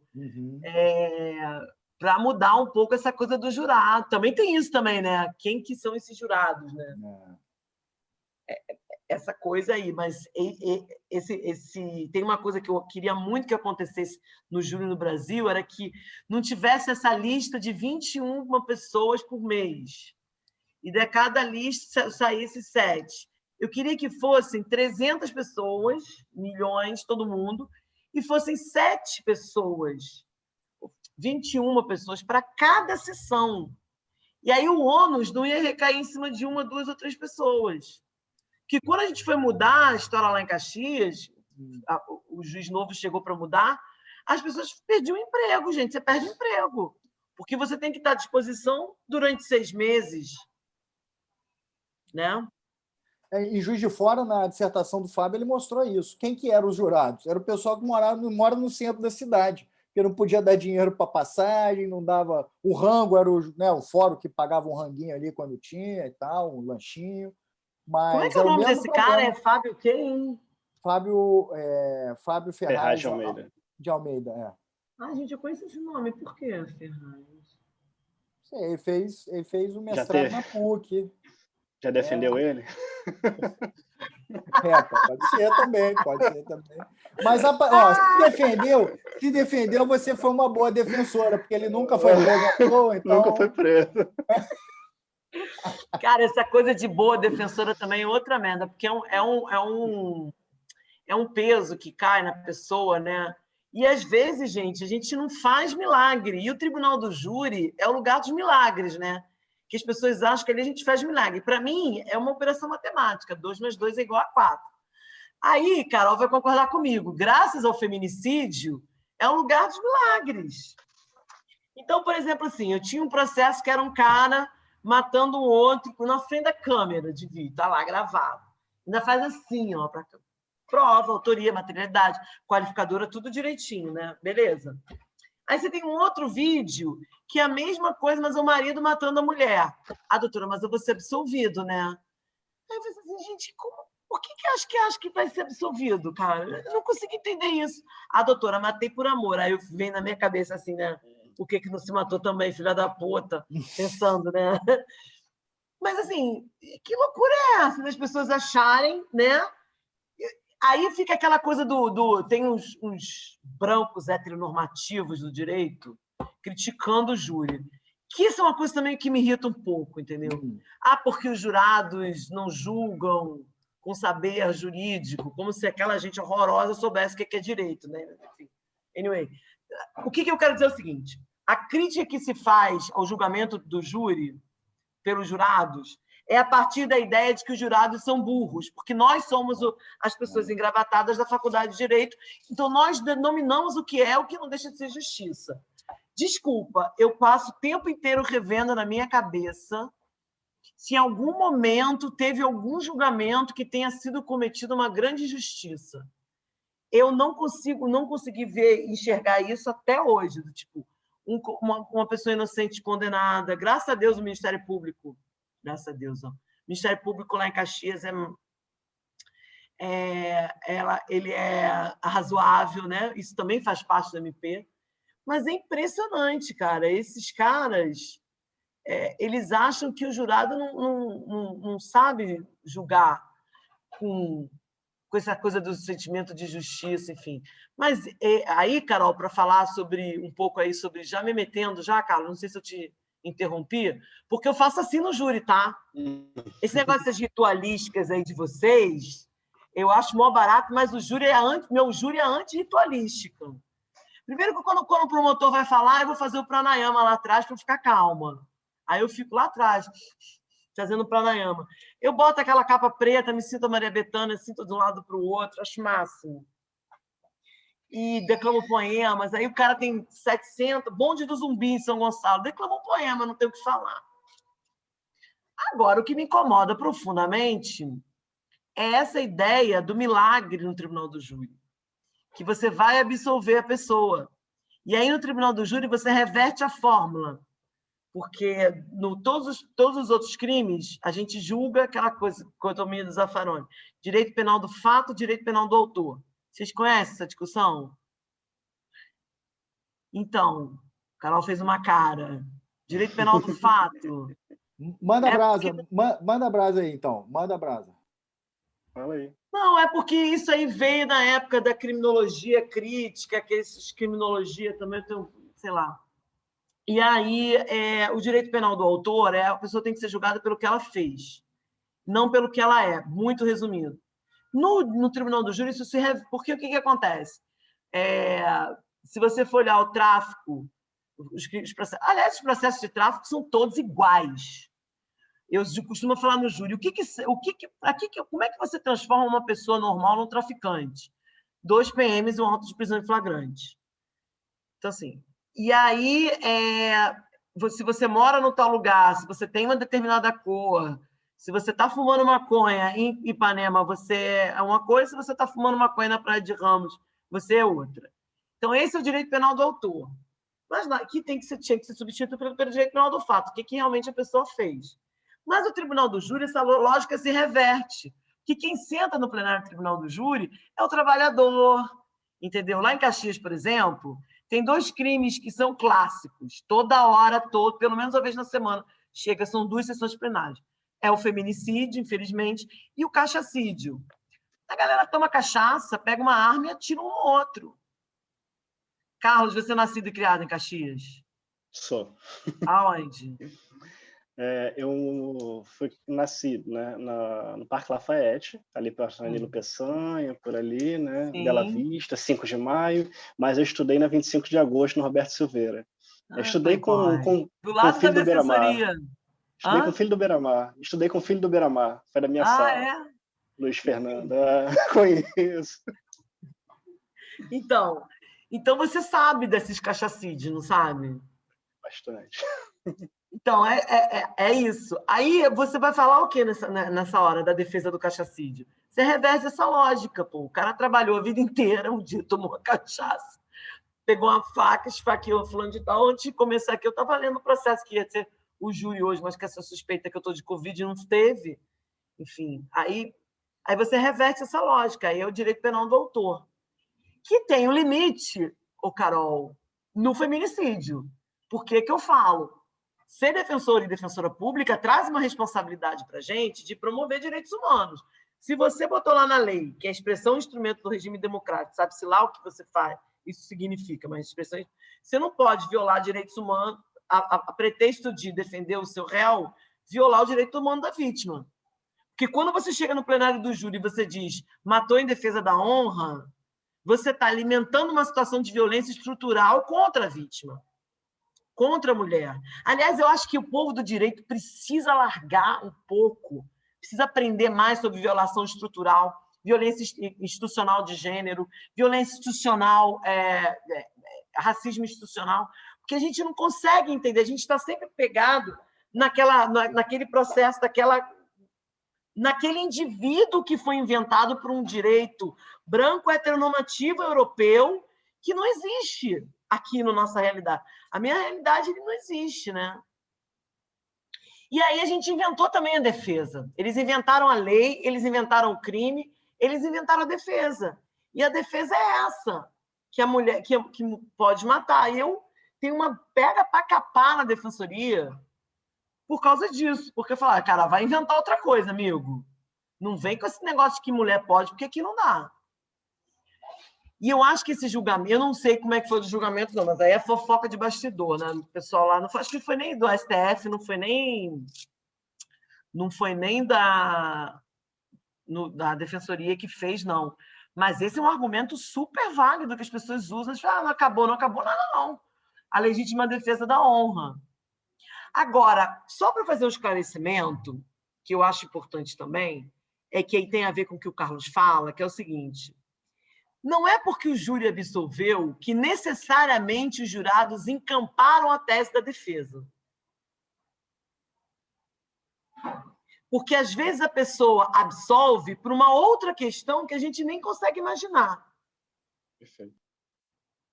Isso acontece muito porque eu converso com a galera e tal, às vezes o cara tem um outro argumento. Eu lembro de um caso que eu tive, era uma tentativa de homicídio. Que a mulher o cara estava morando no imóvel dela há um tempão, ela chamou um amigo polícia para ir com ela para tirar o cara do imóvel. Aí rolou um tiroteio, alguém pegou um tiro, bateu um tiro de alguém. É uma coisa assim. E aí o júri absolveu. A minha tese era negativa de autoria. O júri absolveu, o júri disse que foi a pessoa que atirou, mas ele absolveu. Aí o cara falou assim, porra, tá querendo o quê, o jurado, depois de mim? Então, eles estão querendo o quê? Ficou morando no imóvel do cara um tempão, sem pagar aluguel, sem pagar nada e não quer sair? Ah, tá certo. Então, era um outro motivo. Talvez, eu não parei para ler ainda a decisão do STF e tal, dessa coisa do feminicídio aí. Talvez a pessoa né, tenha visto, tenha enxergado, tenha lido outra coisa que a gente não consegue ler. O que a decisão do STF é nesse sentido, de que não dá para o Ministério Público dizer... Porque se para pensar no seguinte, Carol, a apelação do júri ela é restrita. Você só pode apelar, nesse caso aí, se a decisão for manifestamente contra a prova dos autos. Mas o jurado é soberano. E o jurado não precisa dizer por que está sendo, que está absolvendo, por que está condenando. Ele só precisa condenar ou absolver. Então, o que o STF está tentando dizer é o seguinte, olha só, se o MP não dá para o MP recorrer, porque o MP não consegue apontar qual é no que o jurado se baseou para absolver. A fundamentação é a fundamentação ou a motivação? Cara, é motivação, né? Não dá para motivar. Os jurados motivam a decisão, não dizem por que sim nem por que não. Então, o que o STF diz? Ele pode... Agora, olha só, Pedro, eu tenho uma desconfiança que eu posso compartilhar com vocês aqui. Eu acho que esse da história do possibilidade do recurso do MP, eu mostro até para vocês. Eu tenho recurso, eu falo disso há 10 anos atrás. 2014, 2004. 2003, 2004, eu já tinha os recursos que eu fazia nisso. E aí todo mundo ria da minha cara quando eu ficava lá. Agora eu acho que as pessoas descobriram que isso tem uma vantagem. Porque para pensar, por exemplo, num Carandiru. Lembra como é que foi a absolvição do Carandiru? Eles reconheceram a autoria e absolveram no terceiro quesito? Não lembro, não. Você explica para a gente, por favor, porque senão vai ficar... A história do Carandiru, das mortes lá do Carandiru, para resumir, os jurados reconheceram a autoria do mandante, não sei que mais quem. Eu acho que foi... Eu estou falando especificamente do mandante, mas tem dos outros também. O que eu estou querendo dizer é o seguinte, que essa decisão do STF vai favorecer demais a violência institucional. Então, as polícias que vão... Porque para a polícia chegar e sentar no banco do réu, ela tem que ter feito uma merda muito grande. Tipo assim, não dá para esconder, sabe? Você entende o que eu estou querendo dizer? E aí, se ela vai... Quando ela senta, geralmente, nesse caso, é a mesma coisa, Carol. Defesa criminal no crime de feminicídio e defesa criminal de violência policial. O advogado de defesa ou o defensor público, eles vão fazer a mesma coisa. Eles vão detonar a vítima. E aí, se você tem uma absolvição e o MP não pode recorrer, a vítima fica sem acesso à justiça. Por isso que eu acho que essa decisão do STF ela não foi feita até numa história aí de feminicídio, mas ela já estava visando outra coisa. Não sei, posso estar maluca, estou numa desconfiança, eu tenho uma cosquinha, entendeu? É isso. Falei pra caramba, né? E aí, Carol? Nossa, eu ficaria mais o tempo que fosse necessário conversando com todos vocês, porque eu tô assim, eu acho que está fluindo, tá todo mundo louco para falar ainda, o negócio está rendendo, né? Então, assim, eu tô por ti. Estamos aqui fechando 2 horas, né? Quase 2 horas de debate, um debate de altíssimo nível. Então, estou por ti. Bom, eu vou ter que pedir para encerrar, primeiro por causa das minhas obrigações domésticas, em segundo lugar, já apitou aqui também o espaço lá da gravação, que eu também preciso mexer. E, enfim, são 2 horas já de uma conversa muito boa. Eu gostaria de agradecer a Renata imensamente pela sua disponibilidade, o seu carisma, sua energia. e ao professor Carlos Vitor também, pelo empenho que ele tem tido no âmbito do núcleo, né? Nós participamos agora, Renata, quer dizer, nós estamos elaborando, né, um conjunto de pesquisas que nós inicialmente denominamos como injustiça, para identificar esses casos, né, desse racismo ordinário, né? Começou assim, né, com racismo ordinário nas sentenças, nos documentos judiciais, e nós estamos ampliando... Vocês conhecem a atenuante genérica da raça, minha tese do Congresso Nacional de Defensores Públicos? Aí, Carlinhos. Não, manda brasa, então. A gente ia acabar, mas você esticou a conversa. Então, você não conhece a atenuante genérica da raça?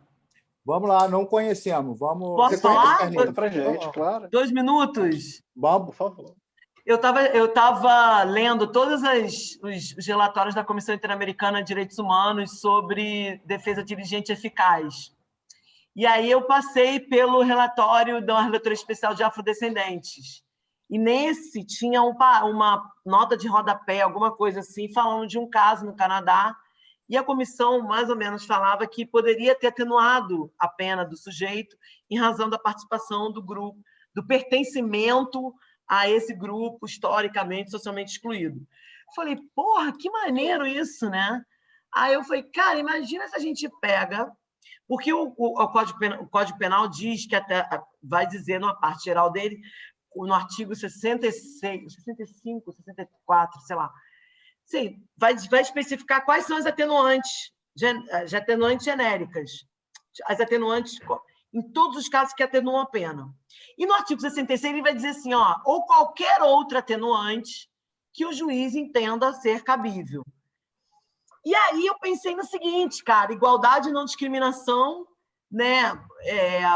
Como a Comissão Interamericana falava sobre essa possibilidade de atenuar a pena em razão das condições de pertencimento daquela pessoa, eu construí essa ideia da atenuante genérica da raça. Então, toda pessoa negra que senta no banco dos réus tem direito que o juiz atenue sua pena. Antes de você brigar comigo, eu vou me explicar. O que é importante nisso que eu achei? O que é importante é que eu entendo o processo penal como um dos instrumentos mais racistas que existem. E o racismo dele ele não é explícito, ele não está analisando entre linhas, ele é assim. Eu tenho um júri que tem um réu branco que está respondendo liberdade e um réu negro que está respondendo preso. Só que a gente não fala sobre racismo como argumento jurídico. A gente fala sobre racismo aqui na universidade, a gente conversa sobre racismo na nossa mesa, né? A gente foi, por exemplo, se a gente for ver a Tula Pires, nossa, o Felipe Freitas, acho que é o Felipe Freitas que fez essa pesquisa na Bahia. Ele vai ver, você não tem... O sujeito não comete crime de racismo no país, para você ver como é que o sistema judicial é racista. Porque o crime de racismo vira injúria racial, vira qualquer merda. Né? Então, você não tem esse tipo de condenação. Então, para a gente discutir dentro do processo penal o quanto que o processo penal é racista, eu peço para o juiz, diz aqui para mim, tá? Olha, isso, tá, não, só por causa disso, ele tem que diminuir a pena dele. Os juízes acham um horror, mas eu acho interessante, por quê?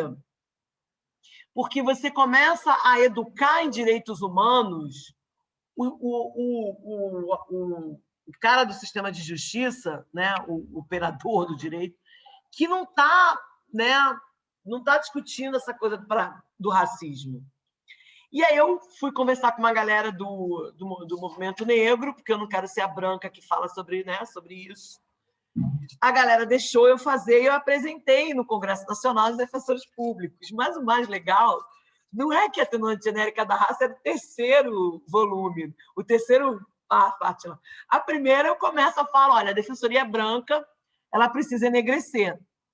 E a partir daí, a minha tese foi terceira colocada, entendeu? Porque os brancos na defensoria pública não entenderam que era legal para caralho, você me desculpa. E aí, a partir daí, a defensoria criou uma porrada de políticas raciais, de cotas raciais, né, para entrar, porque não basta...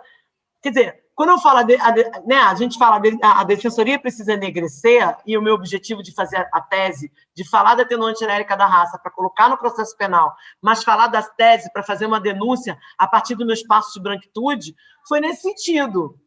Mas agora, cara, os racistas estão se queimando na defensoria. Porque eles fizeram uma cota, a cota não deu certo, agora arrumaram outra política que vai ser linda e tal, e está todo mundo se rasgando. Mais ou menos isso. Depois eu te mando a tese, é coisa rápida. Eu me empolgo para falar nessa mão. Tenho muito interesse. Obrigado, Renata. Eu acho ótimo você se empolgar, porque a gente fica empolgado também. Bom, então, pessoal, eu vou pedir para vocês, né, agradecer mais uma vez a Renata, ao Carlos, a Carol, por toda essa gentileza. Carlos, depois fala comigo, eu preciso falar com você. Beijo. Claro.